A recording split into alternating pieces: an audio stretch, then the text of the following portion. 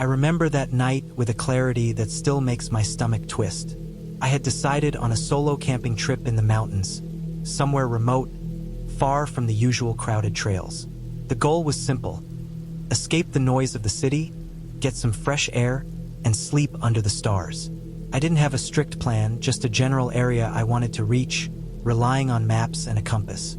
I left late in the afternoon, carrying my usual gear: a sturdy tent, sleeping bag, enough food for 2 days, a small stove, and a flashlight. I liked packing light, but this was more than enough for what I thought would be a quiet weekend. I hiked for hours, the trail twisting through dense pine and fir, the smell of damp earth and needles strong in the air. Sunlight filtered through the trees in soft shafts, making the forest floor glow in patches of gold. Birds called out, and occasionally, I'd spot a squirrel or a deer darting away. The climb was tiring, my legs burning from the incline, but I felt alive. Around 5 p.m., I reached a small clearing near the top of a ridge. The spot was perfect, enough flat ground to pitch my tent and a view down the valley that stretched beneath me. I unpacked slowly, enjoying the rhythm of setting up camp, the simple motions of securing tent stakes and laying out my sleeping bag. I made a small fire, careful to clear a wide circle of stones around it, and stacked some dry wood to keep it going through the night. As dusk settled, the forest transformed. The shadows stretched long, the air grew colder, and the usual sounds of the forest began to change. Birds stopped calling, replaced by the quiet rustling of leaves in the wind and the occasional snap of a distant branch. I tried to ignore the creeping unease, telling myself it was just the isolation getting to me. I ate a simple dinner of canned beans and bread, letting the fire crackle, its warmth comforting against the cool evening. When the sun dipped completely, the forest became a silhouette of darkness, the ridge dropping sharply into shadow below me. The fire illuminated only a small circle around my camp, beyond which the world vanished into black. Then I noticed something. At first, I thought it was a trick of the light, a shadow where there shouldn't be one. A figure stood at the edge of the tree line, barely visible in the flickering firelight. I froze. My first thought was another hiker, but something felt wrong. The person didn't move closer, didn't call out, just stood there, watching. Their clothes looked old, like something out of a different decade, and the posture was unnervingly still. I could see the reflection of the fire in their eyes, and there was a sense of calculation in the way they observed me. I forced myself to look away, convincing myself it must be another camper who had gotten lost and stopped at the edge of the clearing. I didn't want to provoke them by staring, and I didn't want to invite attention by moving too suddenly. I retreated into my tent, zipped it shut, and tried to focus on my surroundings. The fire, the sound of the wind, the crackling of the wood. I checked my phone. No signal, of course. I felt the tension in my chest, the way my heart thumped against my ribs. I told myself to stay calm, reminding myself that people sometimes hike late, sometimes stop and watch before continuing on. Still, the unease didn't leave. Every time I glanced out of the tent's small mesh window, I could see that vague silhouette lingering at the tree's edge, never stepping closer, never leaving. Hours passed. I told myself it was probably a hunter, a hiker, anyone, but logic didn't erase the instinctive sense of danger. Around midnight, the wind picked up, making the fire sputter. I had prepared for this, keeping extra dry wood and stones to stabilize the flames. But the shadow at the tree line remained, now barely visible in the intermittent glow. I tried to sleep, but my mind refused. I lay on my sleeping bag, eyes fixed on the tent wall that faced the clearing. Every small noise outside made me tense. Branches cracking, leaves rustling, the distant movement of animals. My imagination ran wild, but I reminded myself constantly, there are no monsters here, just another human, perhaps curious or lost. At some point, exhaustion took over. I must have dozed lightly, the sound of the fire and the wind merging into white noise. When I woke, the first light of dawn had begun to filter through the trees, a pale gray that softened the forest's edges. I unzipped my tent and looked around. The silhouette was gone. No trace of anyone remained, no footprints, no signs of movement. Just the forest, quiet and indifferent, stretching across the ridge and down the valley. Relief washed over me, though a shiver lingered. I packed my gear slowly, taking care to leave the fire pit cold and buried under stones. I wanted to leave as soon as possible, but I also wanted to take my time, ensuring nothing was left behind. As I hiked down the ridge, the forest seemed normal again, the eerie tension of the night dissolving with the daylight. I reflected on the fear I had felt, the adrenaline that had kept me alert, and I realized how much the mind can amplify unease in isolation. By mid-morning, I reached a well-traveled trail where hikers passed occasionally, exchanging polite nods and greetings. The presence of other people was soothing. The strange figure, whatever it was, seemed to belong entirely to the night and the shadows. It left no mark on the land, only on my memory. The rest of the hike was uneventful. I reached my car around noon, tired but safe. I looked back at the ridge once more, seeing the clearing now bathed in sunlight. The fear I had felt the night before seemed almost surreal in the warmth of day. I drove home slowly, stopping only for water, my mind replaying every detail: the figure, the fire, the silent tension. I didn't know who or what it was, and I never wanted to find out. But there was a strange satisfaction in knowing I had faced it alone, without panic, and had emerged unhurt. That night taught me more about fear than any city street, any movie, or story ever could. Fear is not always about monsters. It can be about isolation, about the unknown, about the human instinct to watch and survive.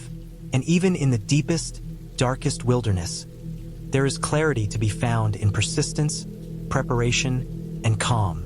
I never saw that figure again, and I never returned to that particular ridge, but the memory remains vivid.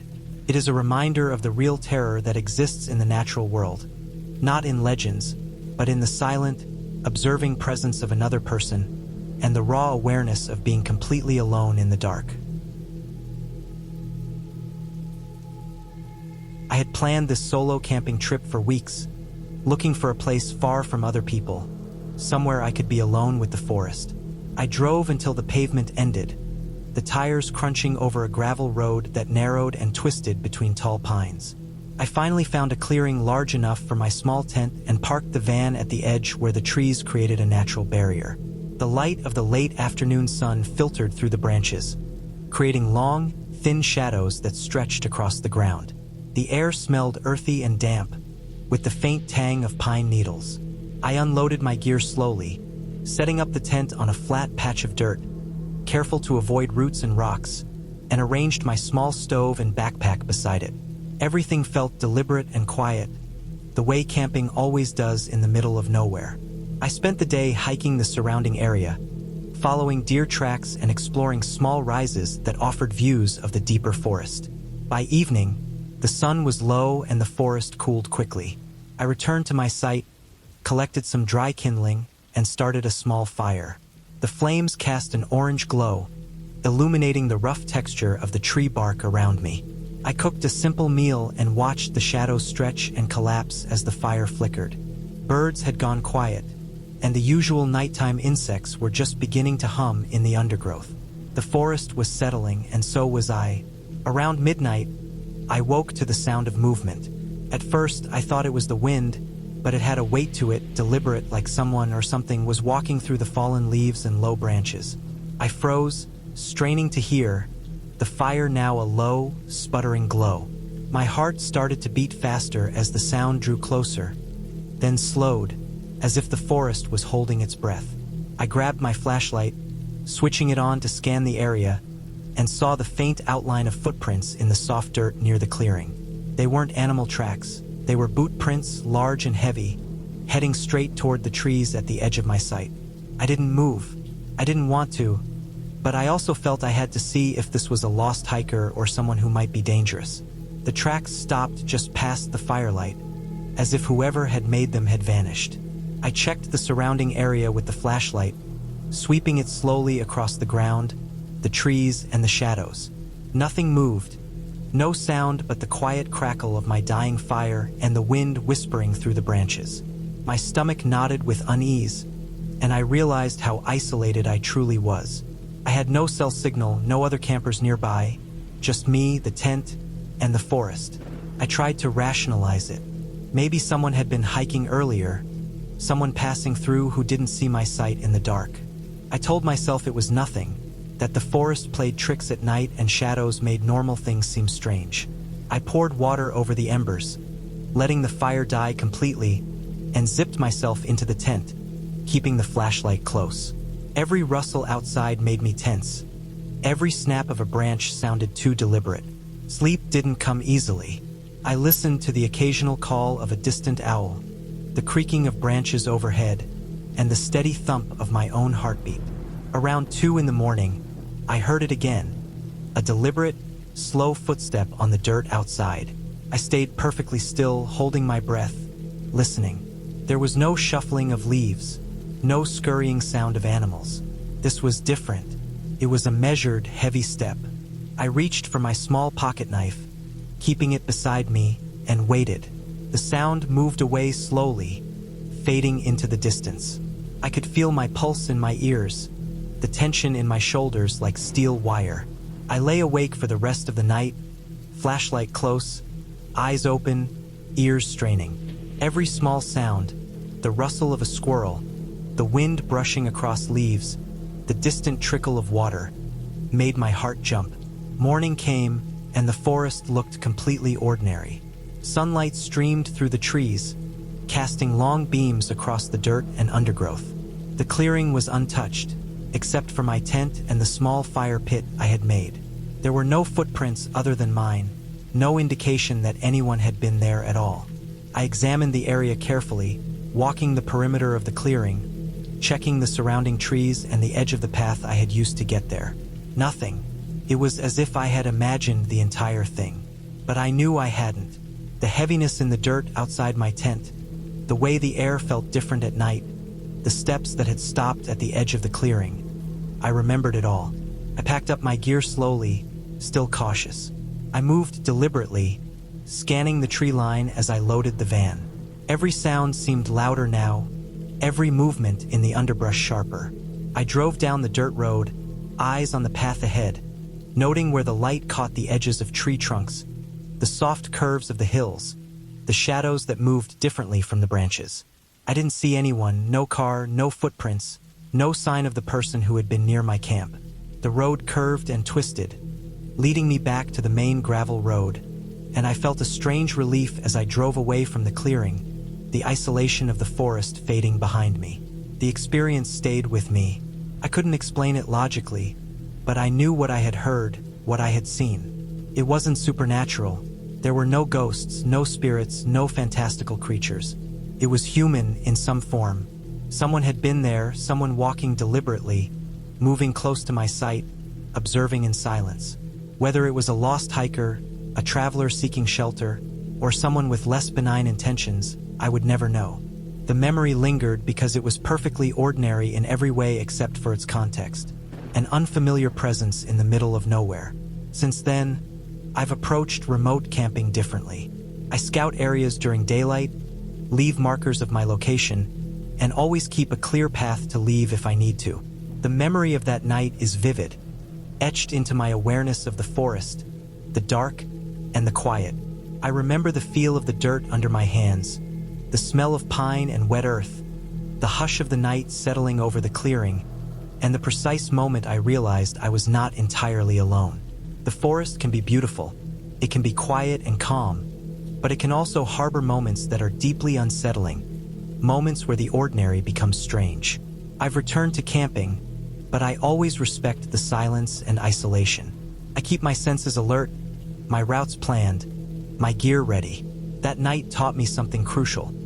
The forest is not dangerous because of monsters, but because it hides what is entirely real and human, what can move quietly and disappear without trace. I know now that some experiences leave a permanent mark, not through fear of the supernatural, but through the stark awareness of solitude and unpredictability. That night, I learned to trust my instincts, to respect the unknown presence in the quiet spaces, and to carry that awareness with me in every trip, ensuring that my solitude remains safe, deliberate, and controlled. The story has a clear ending because I returned safely, packed up, left the site, and took away a lesson that has shaped the way I approach camping ever since. It was frightening, but it was also entirely understandable. The forest, the silence, the steps in the dirt, all of it was real, and all of it taught me something about vigilance, awareness, and the quiet unpredictability of being alone in the wild. I had planned the trip for weeks, drawn to a remote stretch of forest in northern Oregon that promised solitude and clear night skies. The trailhead was small and overgrown, tucked behind a bend in the road that few people seemed to notice. I arrived just before dusk, my truck rattling along the gravel path that led to a narrow clearing where the trees opened slightly, enough to set up camp without being fully exposed. I parked and unloaded my gear slowly, my boots crunching over a thin layer of pine needles. The smell of damp earth was strong, even with the late summer dryness, and the air carried that faint, sharp tang of decaying leaves from the forest floor. I set up the tent carefully, positioning it near the center of the clearing where the ground was flat. My sleeping bag, mat, and backpack were arranged with precision, almost ritualistically, as if preparing the small patch of wilderness to receive me. The sun was low, casting long shadows across the clearing. Each movement I made seemed exaggerated, highlighted by the orange glow that filtered through the trees. I noticed the forest was unusually quiet. Birds had gone silent, and even the wind seemed hesitant, moving through the branches with soft, sporadic sighs. After securing the tent, I gathered firewood. The fallen branches were dry enough to ignite, but I had to be selective. Some had the wrong shape, too thick or damp at the core. I arranged the pile meticulously, checking that the fire ring, made of scattered stones, was solid and safe. When I finally struck a match, the flame flickered briefly before catching, sending a plume of smoke spiraling upward. The firelight carved shifting patterns across the clearing, highlighting the subtle textures of the forest floor, the twisted roots, the scattered pine cones, the occasional smooth stone. I sat back and watched the flames, feeling the tension of the day ease just slightly, but a persistent awareness remained. The first sound that unsettled me was the crack of a branch somewhere beyond the firelight.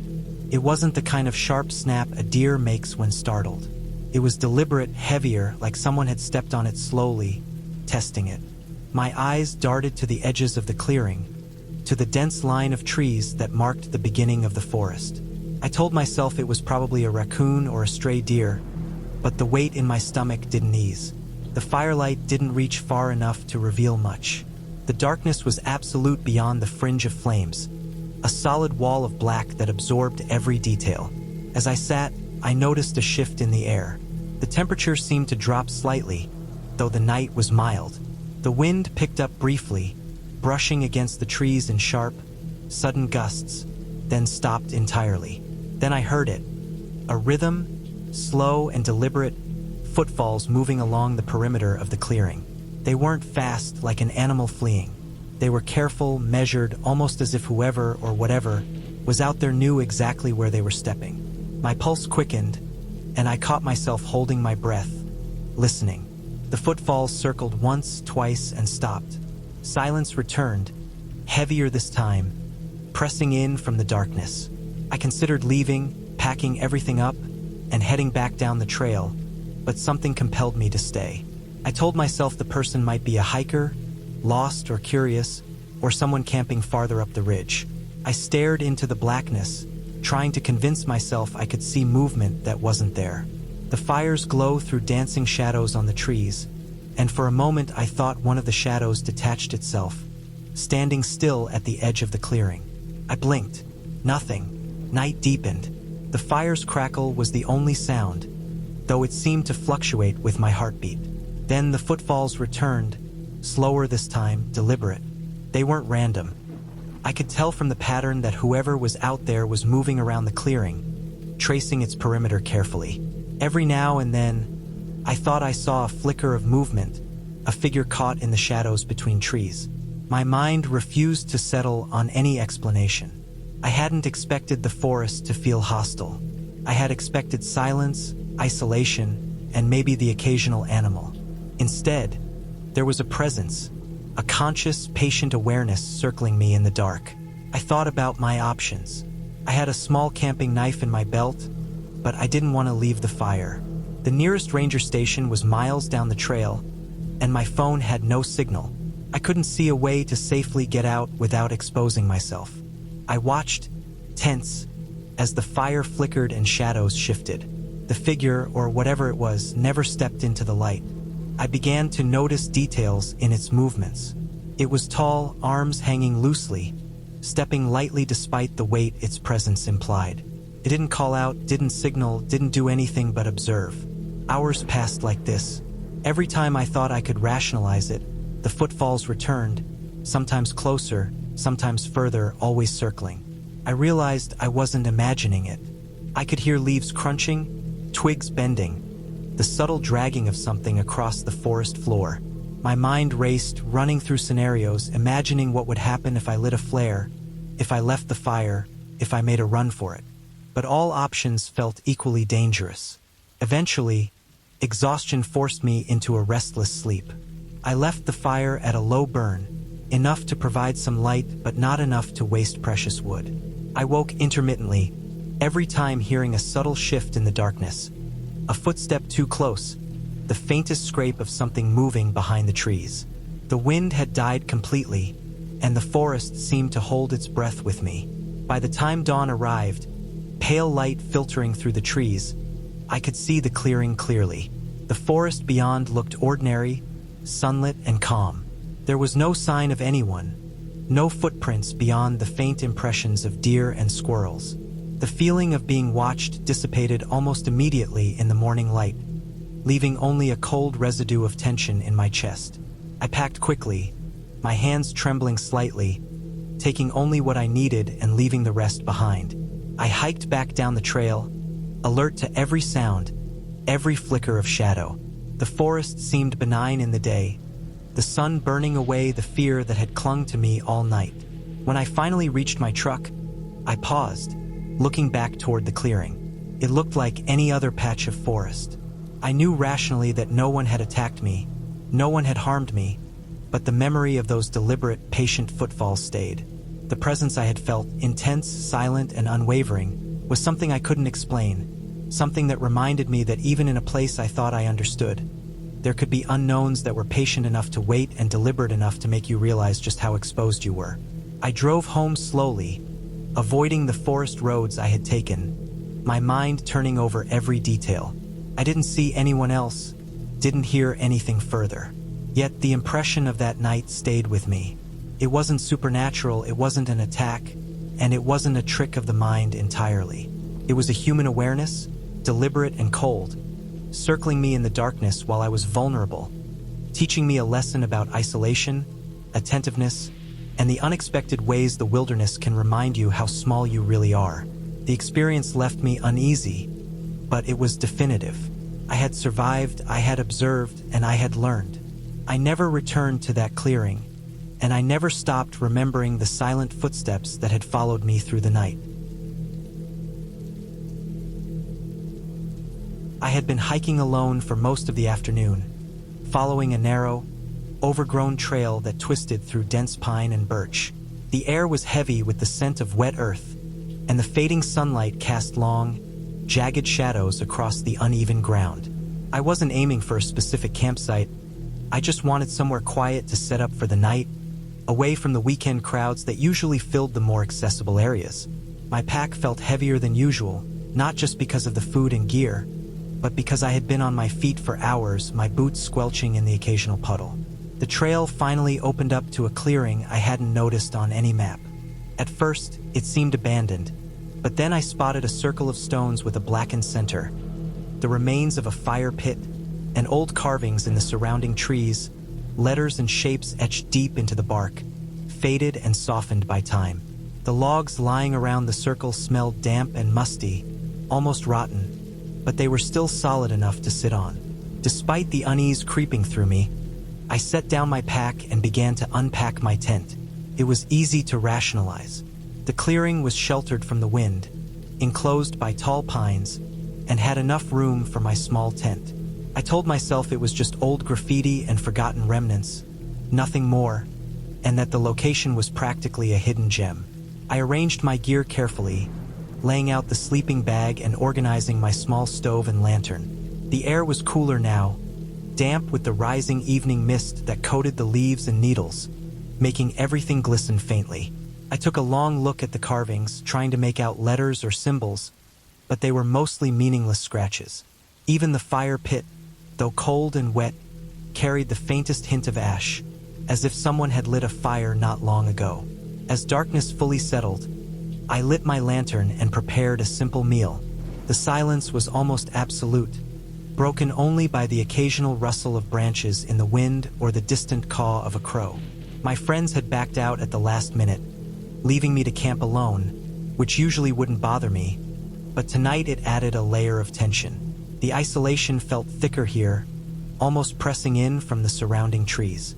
After eating, I secured my food in a bear canister and crawled into my tent, hoping to get some rest before hiking out in the morning. Around 2 a.m., I woke suddenly. At first, I couldn't tell why, but then I heard its soft, deliberate whispers. Someone was calling my name. I froze, straining to listen. The voice was quiet, steady, almost patient, but unmistakable. I unzipped the tent slightly and looked out. My lantern had long since burned out, leaving the clearing in shadow, though the faint moonlight reflected off the mist, giving everything an eerie glow. I scanned the area. The fire pit, which I hadn't touched since setting up, now seemed to have a faint orange glow, as if someone had stirred the embers. I should have seen movement or footprints or some evidence that anyone had been there, but there was nothing. The ground was smooth, covered with pine needles and the scattered leaves of the season. No animal tracks, no human footprints, no sign of disturbance. The whispering continued, growing just a little louder, coming from the edge of my tent, moving slightly with the wind or something I couldn't see. I strained to listen, my heart hammering, my hands trembling. I tried to convince myself it was a hallucination, a trick of the wind through the trees, or the way my mind was adjusting to the isolation. I couldn't move, couldn't leave the tent without stepping into what felt like a trap. I gripped my phone, using it as a lifeline, and turned on the flashlight. The beam cut through the mist, illuminating the clearing in sharp, pale light. The fire pit was empty, cold again, no embers glowing, no ash stirred. The trees around me, the logs, the graffiti, all of it was exactly as it had been, unchanged and still. I spent the rest of the night awake, every sound amplified, every whisper of wind making me jump.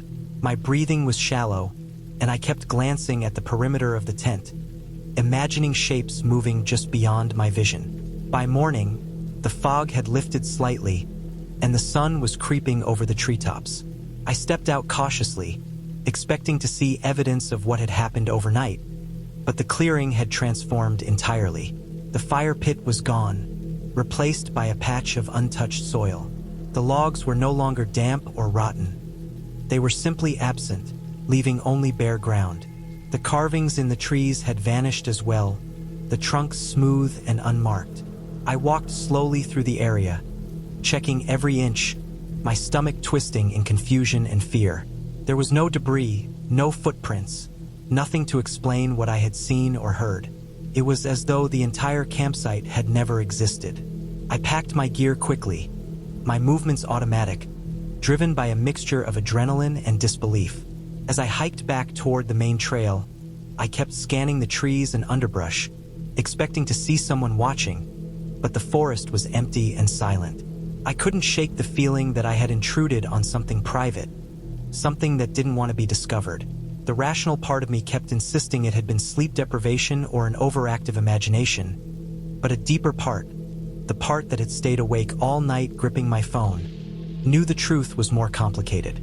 I had been alone, completely alone, yet someone or something had been there. Weeks later, I told a friend about the experience while showing them the map of where I had camped. When we retraced the trail, the clearing was gone entirely, replaced by dense undergrowth, the forest having swallowed it back into itself. No evidence remained. It wasn't a dream. It wasn't exhaustion. The details, the smell of damp logs, the faint glow in the fire pit, the whispers, had been too real, too precise to be imagined. I still don't have a full explanation. The only certainty is that some hidden place exists in that forest, a place that appears and disappears at its own discretion. And whatever or whoever calls your name in the middle of the night, even when no one is there, is real enough to leave your blood running cold. I haven't returned to that forest. I still hike, still explore, but I avoid that region entirely. I can't tell whether it's a natural phenomenon, an abandoned, secret campsite, or something else entirely, but the memory stays with me. It has changed the way I approach solitude in the woods, the way I perceive quiet spaces. There is a line between isolation and exposure, and I unknowingly crossed it that night. The forest doesn't forgive mistakes. It simply erases them, leaving you to wonder what was ever real. Even now, when I think about that clearing, the whispers echo in my mind. I know they were real because fear has a way of anchoring memory. It's not like watching a movie or reading a story. It's physical, visceral, a weight pressing down on your chest. That night I learned that some places in the wilderness are meant to be left alone, and some experiences are not meant to be explained. You can map the trails, carry the gear, plan for every possibility, but the forest has its own rules. And in that clearing, I encountered one of them firsthand. I had been hiking all day, following a narrow trail that wound up the side of a ridge just below the summit. My legs ached, but the air was thin and sharp, and the view from the higher elevations was something I didn't want to miss. By the time I found a suitable spot for my tent, the sun was low, casting long shadows over the pine-covered slopes. I picked a flat stretch of ground that seemed sheltered from the worst of the wind, but still high enough to get a decent view of the valley below. Setting up my tent took longer than usual because the ground was rocky and uneven, but I finally had the small dome secured with stakes and guy lines. The smell of pine resin mixed with the faint tang of dirt and frost, and I took a moment to just breathe, trying to let the exhaustion sink into something calm. As dusk settled, a fog rolled in from the northeast. At first, it was a thin haze, curling through the lower branches, softening the outlines of the nearby trees. Within half an hour, it had thickened into a wall of white, swallowing the trail I had hiked in on and leaving my tent feeling isolated in a way that was hard to shake. I could barely see the tops of the nearest saplings, and my hands disappeared in front of my face. The air was damp and cold, clinging to my jacket and filling my lungs with a wet, earthy scent. The wind was low but persistent, rattling the thin tent fabric and making the surrounding pines shiver. I tried to distract myself by unpacking my small stove and preparing a simple meal, but the isolation pressed in through the fog. Then I noticed a sound. It was soft at first, almost imperceptible under the wind. The thump of something moving through the needles above the ridge. At first, I convinced myself it was a deer, maybe two, but the sound didn't match anything I was familiar with. It wasn't the quick, skittering steps of a coyote, or the deliberate crunch of a deer's hooves on loose rock. These were heavier, deliberate steps that seemed to circle the ridge, stopping and starting in a rhythm that felt purposeful. My flashlight cut through the fog in a narrow beam, catching on pine trunks and the occasional boulder, but I saw nothing. I swept the light slowly, imagining deer eyes reflecting back at me, imagining nothing at all, and still the steps continued, circling, pacing, never moving away. I felt my chest tighten, and I forced myself to stay seated, trying to tell myself it was just an animal curious about my presence. The steps didn't scatter as most wildlife would. They stayed, moving deliberately along the ridge above me, pacing back and forth like it was assessing the area. I tried to hear more, straining for anything recognizable. The crack of a branch under weight, the rustle of fur, but it was just the steady, intentional sound of something big moving with a slow cadence. The wind shifted, carrying my own scent uphill, and I wondered if whatever it was had caught it, if it was aware of me. Time stretched. I tried to focus on the warmth of my stove, on the movement of steam rising from my water, on the sound of the wind through the trees, but the pacing continued. I realized I hadn't heard anything else. No birds calling, no distant animal sounds, no squirrels rustling in the canopy. It was as if the fog had muted the forest around me, leaving only that presence.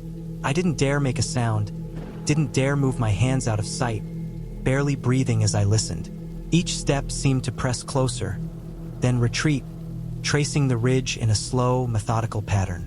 I could feel my pulse in my temples, a rapid rhythm that made the seconds feel like minutes, the minutes like hours. I tried to think about what it could be. I considered mountain lions, bears, even elk, but nothing matched the sound.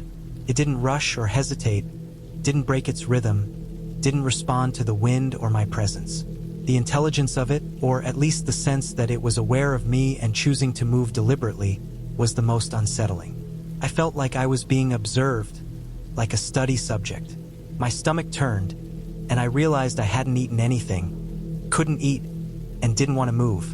I stayed frozen, flashlight shaking slightly in my grip, trying to remember everything I'd learned about tracking wildlife, about sounds, about behavior, anything that could make sense of what I was hearing. The fog thickened further as night fell, condensing the sounds into a narrow cone around my camp.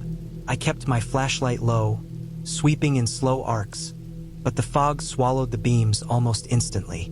The steps continued, circling, pausing, then resuming. I could hear the subtle differences in weight and rhythm, the way it adjusted slightly with the slope, the way it avoided stepping on loose rocks but still covered ground efficiently.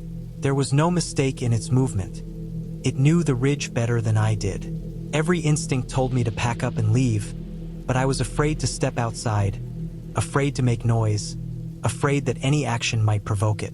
I stayed in my tent, heart hammering, counting every step I could hear, trying to measure distance by sound alone. Hours passed.